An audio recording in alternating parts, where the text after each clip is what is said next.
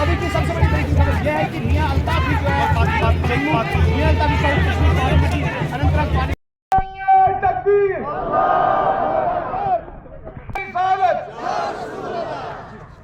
नारे रिसालत बन कर रहे हिंदुस्तान का। उस हिसाब से जो पावर अटैक इनको देने हैं जम्मू कश्मीर लोगों को वो देने होंगे इंशाअल्लाह रहमान। और उसी कायदत में उमर साहब की कायदत में हम इनके पीछे काम करेंगे और नेशनल कांग्रेस मजबूत से मजबूत तर और कामयाब तरीन जमात बनाएंगे और इसको भारी अक्सर से कामयाब करेंगे।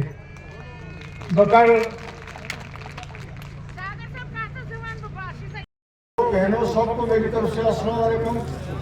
मैं इस बात के लिए मौजूद ख्वाह हूँ कि मैं देर से इस जलसे में शरीक हुआ। मुझे दूर से आना था और कुछ ट्रैफिक की प्रॉब्लम भी हुई। मैं आपके का ज़्यादा वक्त नहीं दूंगा। आज हम बुनियादी तौर पे इस इलाके के, इस रियासत के, इस डिस्ट्रिक्ट के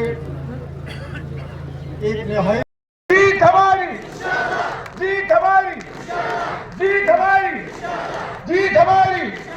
नेशनल चैन दुश्मन हारे, दुश्मन हारे। योदा तामुज बुजुर्गन दोस्तन माजन बिन सारे मैं कहता सलाम अलैकुम।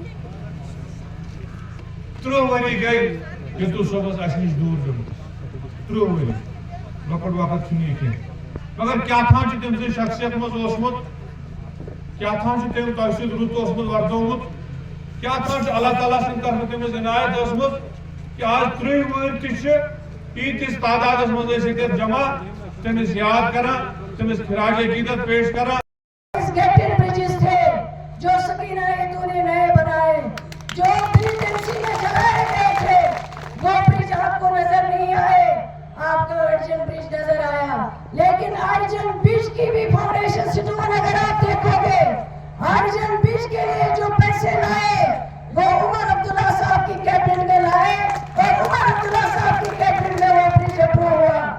आपको यहाँ का डिग्री कॉलेज नहीं दिखा जिस कॉलेज में 18 करोड़ की बिल्डिंग उमर अब्दुल्ला साहब की कैबिनेट में सैंक्शन हुए और उमर अब्दुल्ला साहब की सरबराही में डिग्री कॉलेज दमोह हाजीपुर नूराबाद बना। आपका बुशियारा का ब्रिज नहीं दिखा जिस बुशियारे ब्रिज की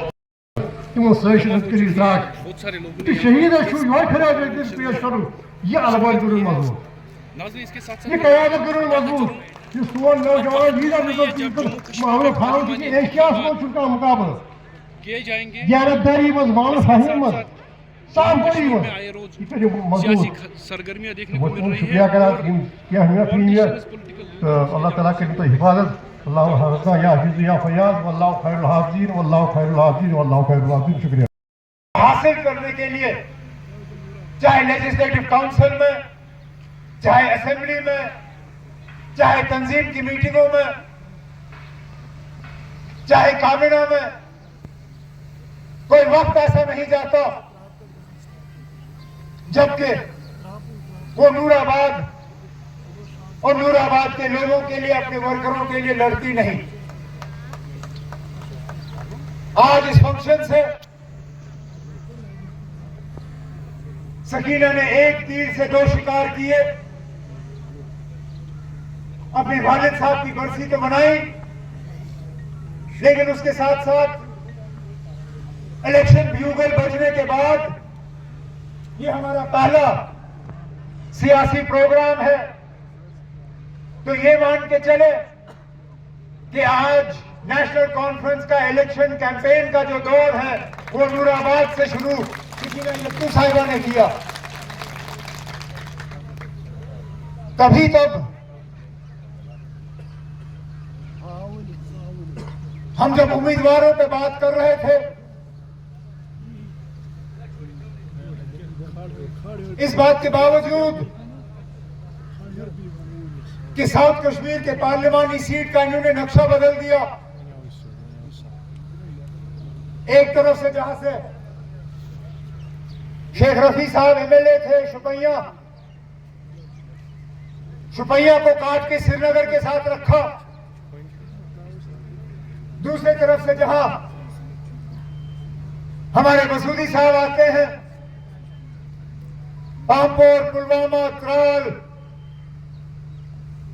जहां से मोहिदीन साहब आते हैं, राजपुरा, उसको काट के श्रीनगर के साथ रखा। पहाड़ी के दूसरे तरफ से डिक्सन प्लान के तहत रजौरी पुंछ को जम्मू से काट के जनूबी कश्मीर के साथ रखा। इसमें भी बीजेपी की एक बहुत बड़ी साजिश, जिसमें मैं आऊंगा। लेकिन जब हम उम्मीदवार की बात कर रहे थे तो 2-3 नाम के अलावा चौथा कोई नाम किसी के पास था नहीं। हमारे एक सीनियर साथी जो आज इस प्रोग्राम में है नहीं,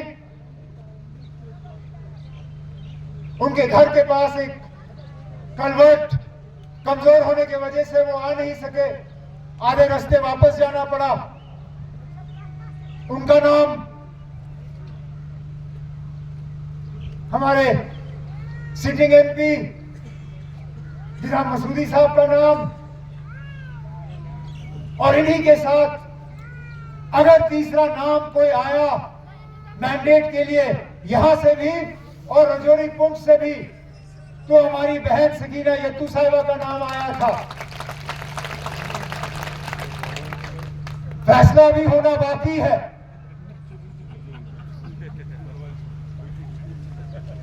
लेकिन उन्होंने ये नहीं कहा कि मैं लड़ने के लिए तैयार नहीं हूं, ये नहीं कहा कि मुझे तंजीम की खिदमत नहीं करनी है। नेशनल कॉन्फ्रेंस के हमारे साथी हैं, हमारे प्रोग्रामों में इनका आना कोई नई बात नहीं है। आगे भी इंशाल्लाह हमारे प्रोग्रामों में आते रहेंगे ना, इसमें क्या बात है। ये संकेत यही है कि पार्लियामेंट के लिए शेर ही काफी है। आप लोग अलग अलग अब उमर साहब आपकी नजर एक ही पे पड़ती है। यहाँ जैसे लोगों की ख्वाहिश भी है, इसीलिए हम बोल रहे हैं। लोगों की ख्वाहिश है।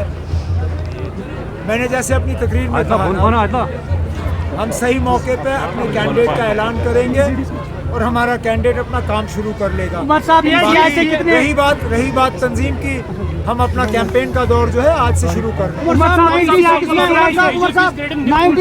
आपको सरकार बनाने के लिए कहा जाता है, एक आदमी को 96 में आपको सरकार बनाने के लिए निमंत्रित किया जाता है, लेकिन आज का जो सेंटर है इलेक्शन को पीछे क्यों धकेल रहा है? मैं समझा नहीं क्या। 96 में हालात बहुत खराब थे, लेकिन जहाँ तक अब हम चाहते थे कि दोनों इलेक्शन एक साथ नहीं हुआ। इसमें जो मौजूदा हुकूमत है जम्मू कश्मीर की, उन्होंने इसको सैबोटाज किया, क्योंकि वो चाहते नहीं है कि यहाँ पे इख्तिदार जो है वो दोबारा लोगों के हाथ में हो। बेताज बादशाह बैठे हुए हैं, लेकिन अल्लाह का शुक्र है कि सुप्रीम कोर्ट का ऑर्डर के मुताबिक 30 सितंबर से पहले इनको यहाँ इलेक्शन मुकम्मल करने होंगे। और चीफ इलेक्शन कमिश्नर ने भी वाज़िया तौर ये कहा है कि वक्त से पहले जो है, वक्त की सीमा से पहले यहाँ इलेक्शन कंप्लीट हो जाएंगे और इंशाल्लाह